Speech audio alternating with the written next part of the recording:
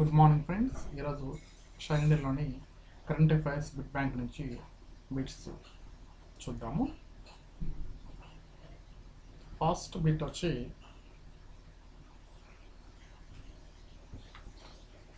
Stealth guided missile destroyed యుద్ధ నౌక INS ఇంపాలను రక్షణ శాఖ మంత్రి రాజ్నాథ్ సింగ్ డిసెంబర్ 26న నౌకాదళంలో ప్రవేశపెట్టారు.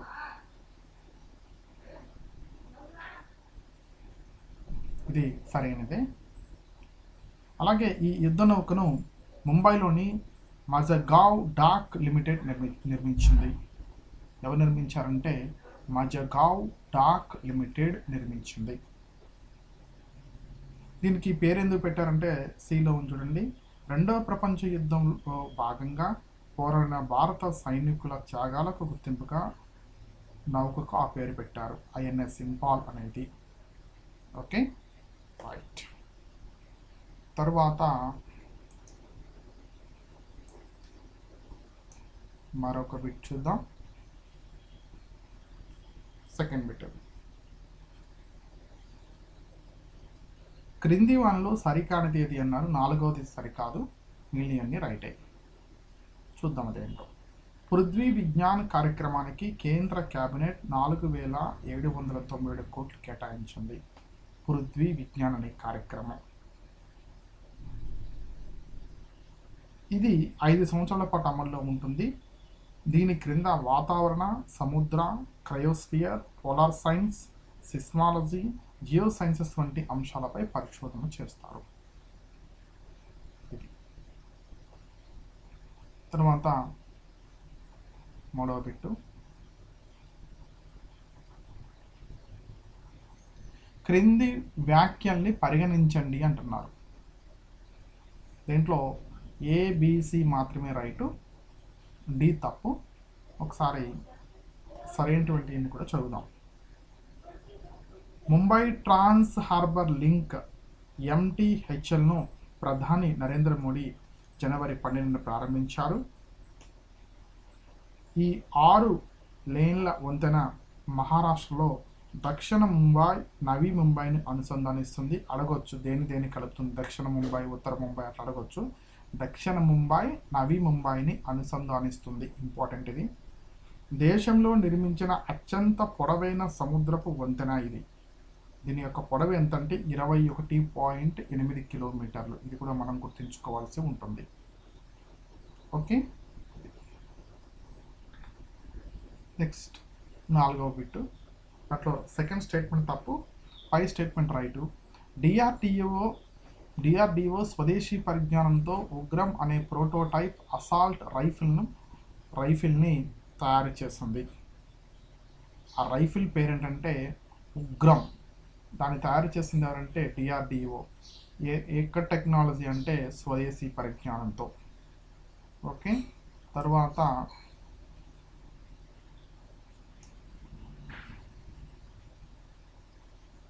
బిట్ నెంబర్ 6 చూద్దాం. శత్రు జలాంతర్గాములను వేటాడడానికి ఉపయోగపడే 3 అత్యాధునిక ASW యుద్ధ నౌకలు భారత నౌకాదళంలో చేరడానికి రంగం సిద్ధమైంది. అయితే ఈ క్రింది వానిలో ఆ 3 నౌకలు కాకుండా తప్పుగా ఇవ్వబడిన జత ఏంటి? ఆ 3 రైట్ ఏంటో మనకు కావాలి. దేనికోసం అంటే అత్యాధునిక ASW యుద్ధ నౌకలు అనేవి జలాంతర్గాములను వేటాడడం కోసం. ఏమిటంటే INS Mahe, INS Malvan, INS Mangrol. Okay, 3 కూడా ఎంతోనే ఉన్నాయి. మహి, మల్వాన్, మాంగ్రోల్.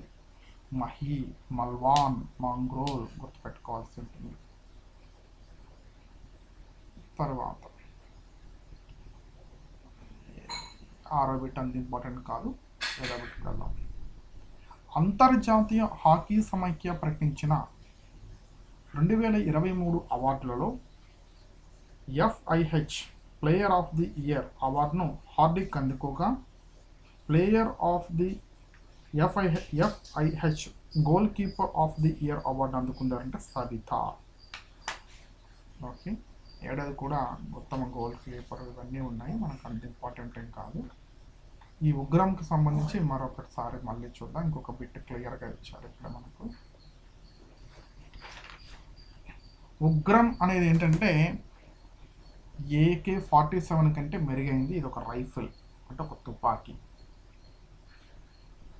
సరైన ఏంటంటే ఏ మరియు సి. ఏ ఏంటంటే armament research and development establishment Pune అభివృద్ధి చేశారు. దీంతో పాటు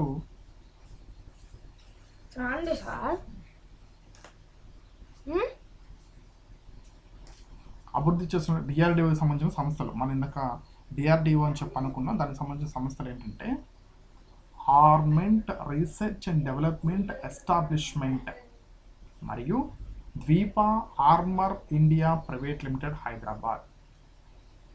వీరిద్దరూ కూడా కలిసి ఎవరు ARDE plus Dvipa armour India private limited కలిపి తయారు చేస్తారు ఉగ్రం. సో ఈ బిట్ చాలా important science and technology point of వ్యూలో.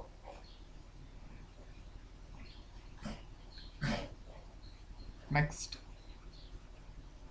ఫుట్బాలర్ లియోనల్ మెస్సీని వెనక్కి నెట్టి ప్యూబిటీ athlete of the year 2023 award విజేతగా నిలిచిన ప్రముఖ క్రికెటర్ ఎవరంటే విరాట్ కోహ్లీ. తర్వాత అంత ఇంపార్టెంట్ బిట్స్ ఏం లేవు. ఇక్కడ మళ్ళీ 15వ బిట్టు ఇంపార్టెంట్. ఖచ్చితంగా ఈ ఏరియా నుంచి మనము బిట్ని ఎక్స్పెక్ట్ చేస్తున్నాం. 16వ ఆర్థిక సంఘం నుంచి అరవింద్ పనగడియా 16వ ఆర్థిక సంఘం నూతన చైర్మన్గా కేంద్ర ప్రభుత్వం నియమించింది. పనగడియా నీతి ఆయోగ్ తొలి ఉపాధ్యక్షుడిగా 2015 జనవరి నుంచి 2017 ఆగస్టు వరకు సేవలందించారు. తర్వాత కొలంబియా విశ్వవిద్యాలయంలో ఇండియన్ పొలిటికల్ ఎకానమీ ప్రొఫెసర్గా ఉన్నారు. ఇది వరకు ఆసియా అభివృద్ధి బ్యాంక్ ముఖ్య కార్య సలహాదారుగా ఉన్నారు. దీనికంటే అరవింద్ పనగడితో పాటు కొంతమందిని సభ్యులుగా నియమించారు. వాళ్ళ పేరు మనం చదువుకోవాల్సి ఉంటుంది 16వ ఆర్థిక సంఘం సంబంధించి.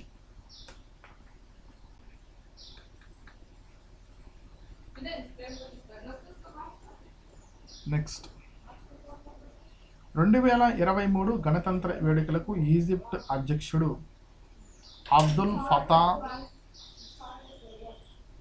ఎల్-సిసి ముఖ్య అతిథిగా హాజరు కాగా 2024 గణతంత్ర వేడుకలకు ఏ దేశాధిపతి ముఖ్య అతిథిగా హాజరయ్యారు?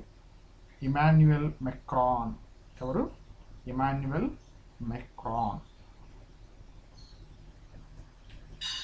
తర్వాత 19వ బిట్కి వెళ్దాం.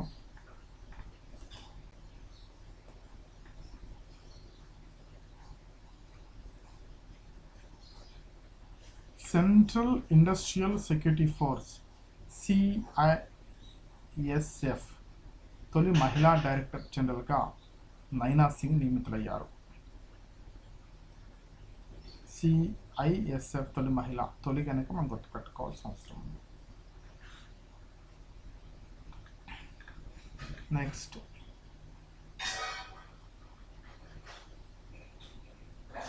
మొక్కల్లో పోషకాలు వేరు చేసి శుద్ధి చేయడం ద్వారా క్రిమి కీటకాల బారి నుంచి కాపాడుకునే విధానంపై పేటెంట్ పొందిన HCU ప్రొఫెసర్స్ ఎవరు?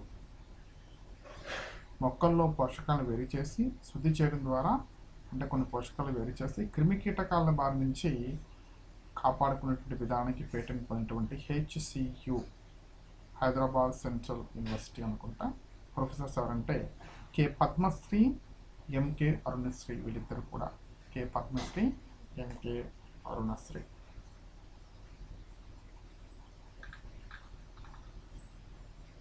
తర్వాత ఇది ఒక ఇంపార్టెంట్ బిట్, అలాగే ఎక్స్పెక్టెడ్ బిట్. ఇది ఆహార భద్రత ప్రమాణాల ప్రాధికారిక సంస్థ board blissful hygienic offering to God జాతీయ స్థాయి గుర్తింపు పత్రం పొందిన తెలంగాణలోని ఆలయాలు ఏవి? దీంట్లో 2 ఉన్నాయి. వర్గల్ సరస్వతి మాతా మందిరం, యాదాద్రి నరసింహస్వామి దేవాలయం. వర్గల్ సరస్వతి మాతా మందిరం, యాదాద్రి నరసింహస్వామి దేవాలయం.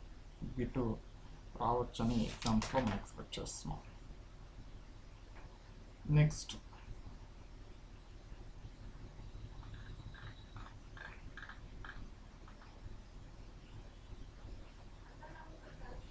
జమ్మూ కాశ్మీర్లో ఉగ్రవాదాన్ని ప్రోత్సహించేటువంటి దిశగా పాకిస్తాన్ అమలు చేస్తున్న ప్రణాళికలను అడ్డుకునేందుకు భారత సైన్యం ఏ కార్యక్రమాన్ని ఇటీవల ప్రారంభించింది? ఆపరేషన్ సర్వశక్తి. జమ్మూ కాశ్మీర్లో ఉగ్రవాదాన్ని ప్రోత్సహించే దిశగా పాకిస్తాన్ అమలు చేస్తున్న ప్రణాళికలను అడ్డుకునేందుకు భారత సైన్యం ఏ కార్యక్రమాన్ని ఇటీవల ప్రారంభించిందంటే ఆపరేషన్ సర్వశక్తి.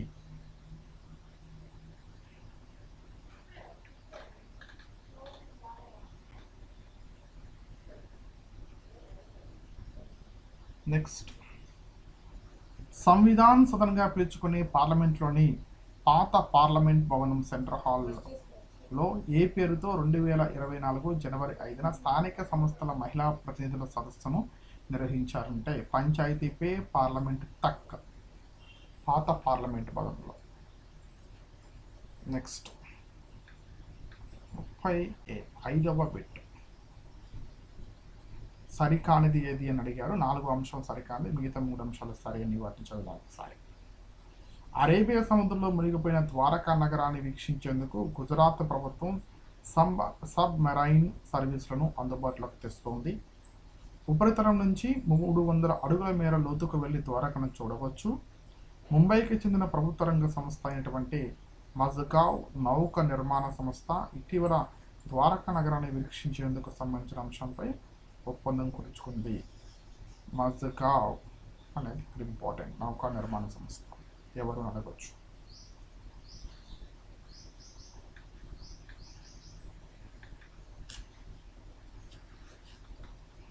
తర్వాత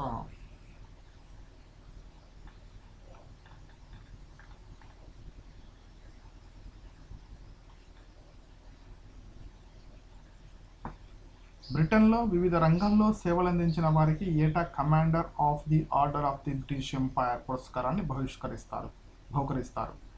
అయితే తెలంగాణలోని నిజామాబాద్ జిల్లాలో జన్మించి లండన్లో స్థిరపడిన ఎవరికి ఈ పురస్కారం ఎంపికయ్యారంటే కన్నెగంటి చంద్రమోహన్.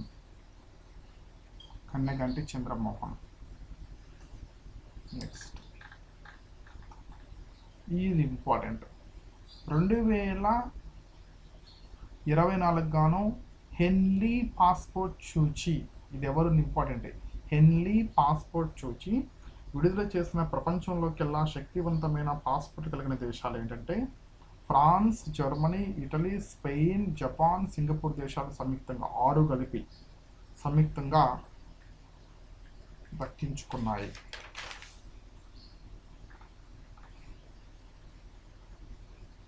నెక్స్ట్,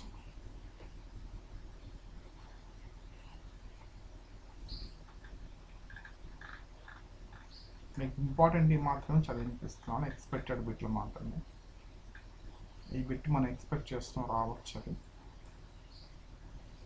కేంద్ర సాహిత్య అకాడమీ పురస్కారం 2023కు సంబంధించి క్రింది వాటిని పరిగణించండి అని చెప్పిన అన్నీ కూడా రైటే. ప్రముఖ తెలుగు రచయిత తల్లా వజ్జల పతంజలి శాస్త్రికి 2023 సంవత్సరం గాను ప్రతిష్టాత్మకమైనటువంటి కేంద్ర సాహిత్య అకాడమీ పురస్కారం లభించింది. ఎవరికి? తల్లా వజ్జల పతంజలి శాస్త్రి. తల్లా వజ్జల పతంజలి శాస్త్రి రాసినటువంటి రామేశ్వరం కాకులు అనే కథా సంపుటికి లభించింది. ఓకే, ఇక్కడ వరకు చాలా మనకు, మిగతా కూడా మనకు అవసరం లేదు.